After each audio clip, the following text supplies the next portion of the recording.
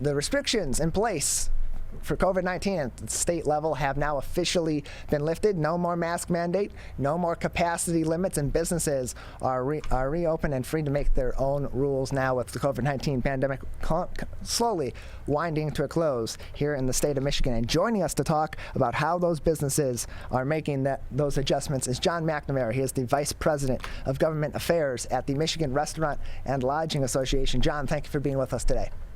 Thank you for having me. It's a good day in Michigan and a long time coming, that's for sure. Yeah, so these businesses have had a little bit of notice here in the last couple of weeks as the governor announced a 9-day premature, let's call it for lack of better terms, change in this rule, which was of course supposed to expire on July 1st. Instead is 9 days earlier here on June 22nd. How have businesses been adjusting and been preparing to go back to full capacity? I think at first it's just, double checking that they have everything right and they are operating within the order.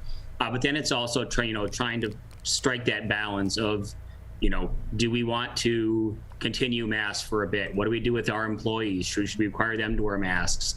And then, I think there's going to be lots of, stops and starts and changes along the way. Obviously until we move back toward, a pre-COVID world, which hopefully will happen, toward the end of the summer, early fall, when I think hopefully everyone's comfortable being back out, numbers remain flat, and we can, COVID can be something for the history books and something we talk about, but not something that, controls our day-to-day life anymore. It's been an interesting change of pace as Governor Whitmer and her administration have now kind of shifted to more of a doctrine that's adopted generally on the opposite side of the aisle by Republican Party members of personal responsibility for these businesses as we are further along in the vaccination process, but we're not quite at that 70% herd immunity threshold. And there's not necessarily going to be one consensus way of operating, especially now where the rules that were in place from the state are no longer in place, those capacity limits and those mask mandates. So by and large, how are restaurants and hotels and so on adjusting to that? Are we still seeing a lot of these businesses that are going to have mask mandates in place? Is it more regional? How is that really being affected so far? I don't think so. I think you're going to see most people will immediately get rid of the mask mandate, and that's simply because now that the government is no longer requiring it, they don't want to be the police and try to enforce that. When it was mandated by the state, it was easy to say, we like it, we don't like it. This is what you got to do. Obviously, if anyone wants to wear a mask into a restaurant, that's completely allowable, and it'll be allowable for as long as anyone would like to. But in terms of, I think you'll see most people drop the mask mandate, as of when they, open up here in the next couple minutes for lunch. Yeah, so with restaurants being able to have full capacity, that makes me think you're going to need double the stock in all your food. So I would think that for cost, of course, when they were operating at half capacity, they weren't purchasing the amount of product that they would need. So are restaurants all of a sudden having to stock up a lot more than they have for the past year and a half? How is that looking for preparation? No, so they will need to stock up, but as restaurants have not been ordering as much, companies like Cisco and Gordon's have also not been ordering as much, and people have not producing as much. So there's definitely going to be a lag in the supply chain here for a while. And obviously, you're seeing some food costs are extremely high. Right now, you're seeing a lot of places are pulling chicken wings off the menu simply due to supply chain issues. So I think it'll take some time to catch up, and that's just going to be, part of this story as well. And hopefully everyone can just be happy to be out in a non-mask mandate world. And, if they don't have your favorite thing, go to your next favorite thing, and they'll be happy to get ready for you. And there's still that balance there too. John McNamara with us, Vice President of Government Affairs at the Michigan Restaurant and Lodging Association, because while you're now back open to full capacity here in the state of Michigan, you can have your restaurant be full. These businesses, frankly, over the past several months have been having a major staffing issue. They have not been able to get new people in, and that's of course another argument, another negotiation that's still ongoing at the state level regarding the unemployment benefits and how those are impacting staffing and the ability for these businesses to hire. So how are they factoring that into their reopening full capacity plans? Because staffing has not exactly been easy for them, and they're going into a busy summer season.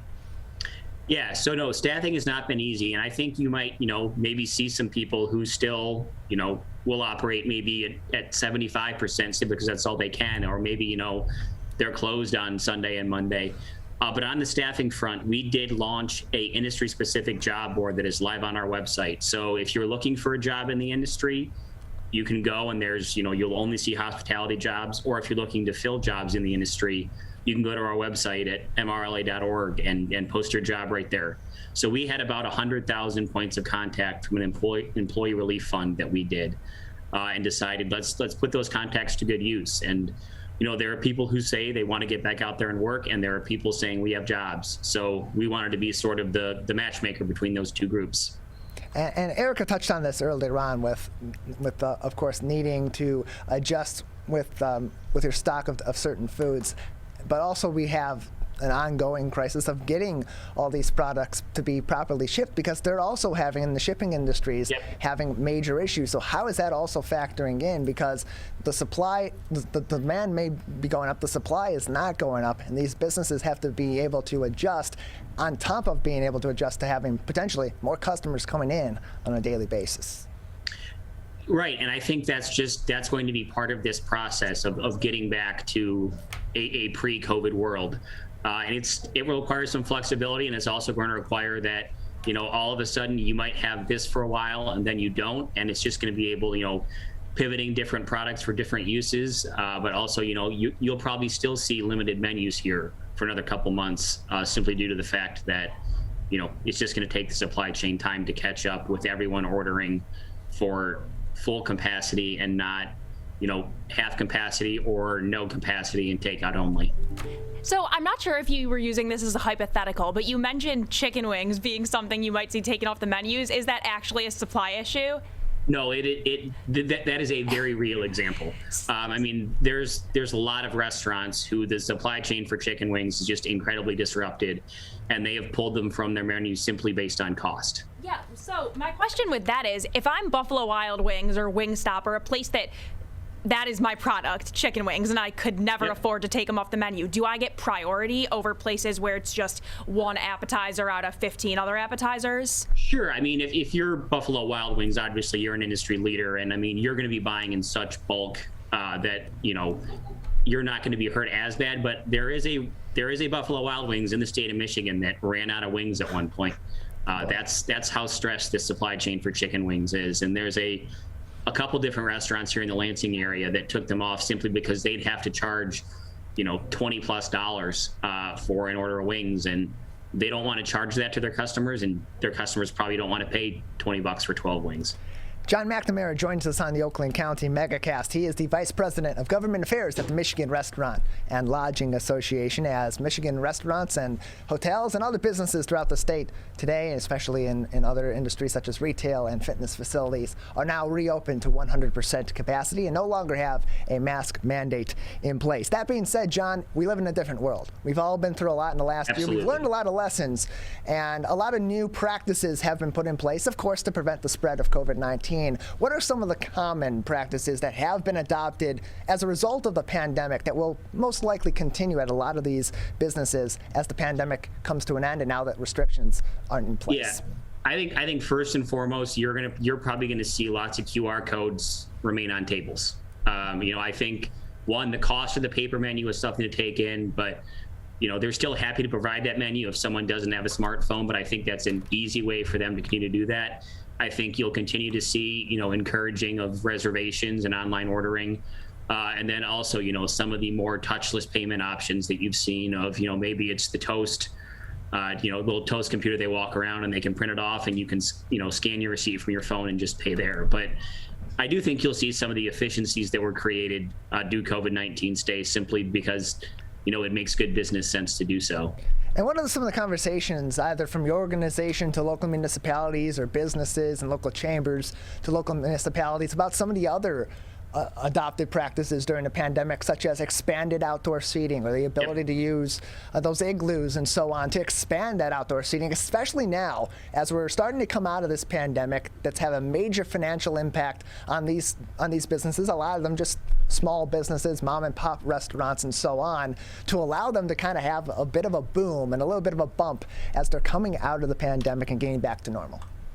So I think you'll see there's about 50 social districts in Michigan that have already been established. I think you'll see more as the summer goes. So I think social districts will be a big driver of that.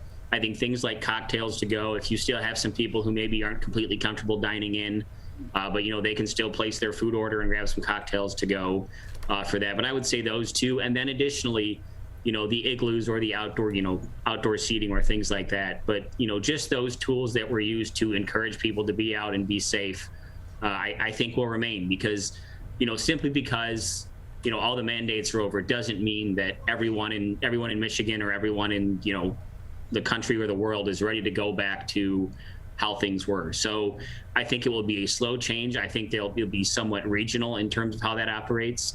But it's like all of this it's going to take employees, patrons, and owners working together to figure out what this post-COVID world looks like, not only for this industry, but for society in general. John McNamara joins us today on the Oakland County MegaCast. He is the Vice President of Government Affairs at the Michigan Restaurant and Lodging Association. And John, throughout this pandemic, the operative word has been safety, public health safety, absolutely, in business safety, and that includes the Serve Safe Dining commitment now that has been that's been put out by your organization. Can you give a little bit of information about what that commitment is, what it entails for some of these businesses and your partners? Certainly. So, I mean, that's just some increased training. These are programs that were around before COVID, but what we're working on doing now is simply getting some additional funding from some of the Biden, some of these Biden bucks are coming to Michigan to allow restaurants to have, every single employee do it, be it front of the house, back of the house. So it's something that they could put on their menu or on their marquee saying, every single, employee has been certified, trained, this, that, or the other. So it's just a way to help increase public confidence that, this industry pre-COVID was very dedicated to being clean and not getting anyone sick and following all the rules. And, it's going to have to be more so in a post-COVID world. And that's simply helping build back public trust. Earlier on in the pandemic, just in the last couple of months, several months, your organization was out on the front lines advocating for policies from the Whitmer administration and the Department of Health and Human Services, MIOSHA, et cetera, to put regulations in place that were based on vaccination numbers. And as we are at a point now where vaccination rate in the state of Michigan against COVID-19 is at a rate that, of course, the government was okay with reopening at full capacity now as we are today. What's that like on the front lines here with these businesses as they're coming back into normal capacity? Are they putting requirements in place generally for new employees or existing employees to continue their employment in order by being vaccinated or having to wear masks and so on? For the most part, no. What you're seeing a lot of business owners do is, they're encouraging vaccinations because the COVID-19 vaccination is not FDA approved yet. You cannot require it for employees, but it's being encouraged. You're seeing a lot of people say, well, if you do not get the shot, we're requiring you to wear your mask. So Michigan is in the low 60s for vaccination rate as we speak today. So hopefully that continues to climb, and maybe we hit that 70%. That probably won't be until the fall. But we will continue to encourage it to happen. We have run probably 4 or 5 different vaccination clinics for in the industry, where if you come and you get vaccinated, you get a $50 gift card. Just to help encourage that happen. John McNamara with us on the Oakland County MegaCast. He is the Vice President of Government Affairs at the Michigan Restaurant and Lodging Association. And John, I was in a restaurant over the weekend with my dad and my brother for Father's Day, and it was like business as usual, but still with those elements of COVID-19 safety still in place. So as people are going back out to restaurants, and as they're going to be seeing these restaurants and these other businesses back at full capacity, what can regular people like Erica and I are going to these businesses with our families or alone, what can we do to help these businesses ease back in to these new restrictions while they're still undergoing some of the issues related to COVID-19? I think it's incredibly simple. Just be patient. It's going to take some changes. It's going to be different. So I think if everyone works together, everyone's patient, it's going to be great. But, it will have some bumps along the way, and it's not going to be a completely smooth process. But I urge patience, as I have through, these previous 16 months. These are staff that have worked very, very hard the past 16 months. They're going to work very, very hard to get this industry back. So be patient and tip heavy. Yes, absolutely. John McNamara with us on the Oakland County MegaCast. Just another minute or so with you before we have to say goodbye. Anything else that would be important for our audience to know today? I don't believe so. Thanks for having me.